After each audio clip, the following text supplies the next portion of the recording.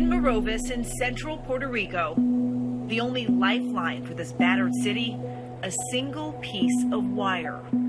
This used to be part of the bridge that has now completely collapsed in the force of Hurricane Maria's wind. This town now completely isolated.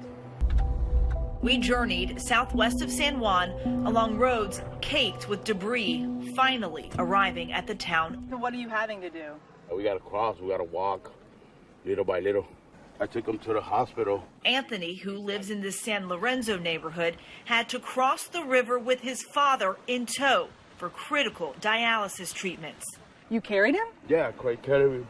I tied him to a rope and I went first if I had to do it. I know he was going to die.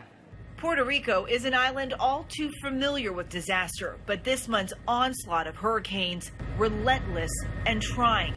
This American territory, first hit by Irma, now walloped by Maria, 16 lives lost, 11,000 people still in shelters, with a flash flood warning for this weekend. There is not a corner of this island that has not been devastated. To the east, Vieques, an island itself, isolated, hanging on by a thread with no power or running water. We hitched a ride with Nathan Perrins and Christian Evans, two residents who have stepped up. Well, it started with Irma. We started flying food over to Tortola, and then we had all the extra food when we got hit with Maria, so we just started distributing it back to the people in Vieques that need it. That simple idea is now a de facto rescue service, shuttling desperately ill residents to San Juan, where they can receive medical services. For people like Luz Velez, she doesn't know where her husband would be without them. He just has a heart condition and needs to be taken care of, that's all. You felt like he couldn't stay there? No, we had to fly out. And their help is crucial. With the local hospital so severely damaged, a triage tent had to be set up outside. We got a shipment of water yesterday, but any other help, then we're still waiting. A doctor telling us FEMA's only brought them water so far. But 10,000 shipping containers of potential relief bound for businesses are already on the island, parked on the docks in San Juan, just not near anyone who would benefit from them. My colleague Alex Perez talked to Jose Ayala, who provides shipping and logistics services for the island. The total supply chain of distribution has been interrupted. There's no gas, there's no diesel to move around the island. In addition, the island's infrastructure so mangled that it would be nearly impossible to distribute the supplies if there were drivers. We need to restore the electricity power. We need to restore our roads. We need to restore communications.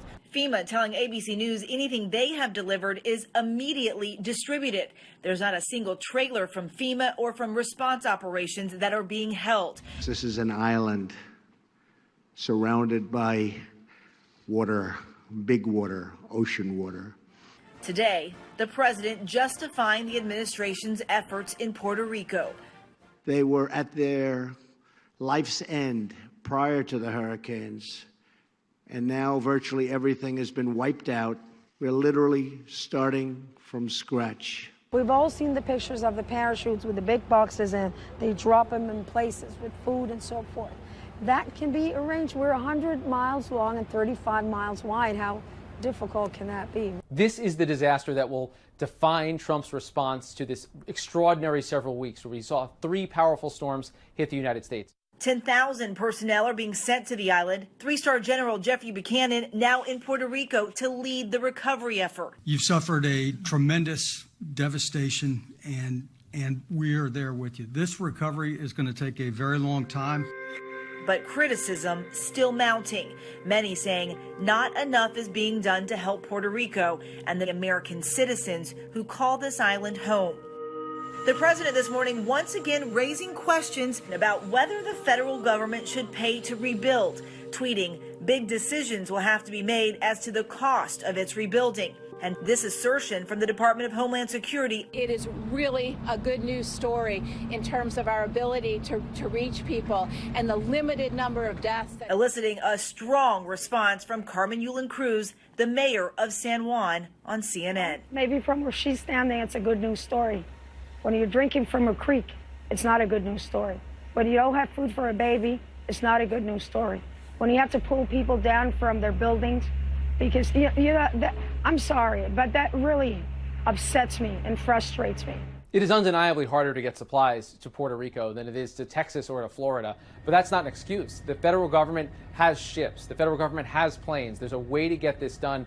Florida Senator Marco Rubio, whose constituency includes more than 1 million Puerto Ricans, visited earlier this week. Our response needs to be above and beyond what we would ordinarily do in an event like this. I hope that we don't see Katrina-like images. Celebrities also making public pleas for more help. Puerto Rican stars recording videos in support of their beloved island. The devastation is beyond belief. Puerto Rico needs your help, and I'm calling on everyone to support and donate. $1 that you give us, $1 that will get to the victims. There's a lot that needs to be done over the next few months. This is what happened over here. A challenge some businesses are already taking on. Last week, my colleague Rob Marciano met Maria Ortiz, a caregiver at a hard-hit nursing home. We can't let them die, and we need help, all the help we can get. Struggling to keep 11 patients alive, their generator low on fuel. Now I see when that generator runs out. What's we gonna do? What we gonna do?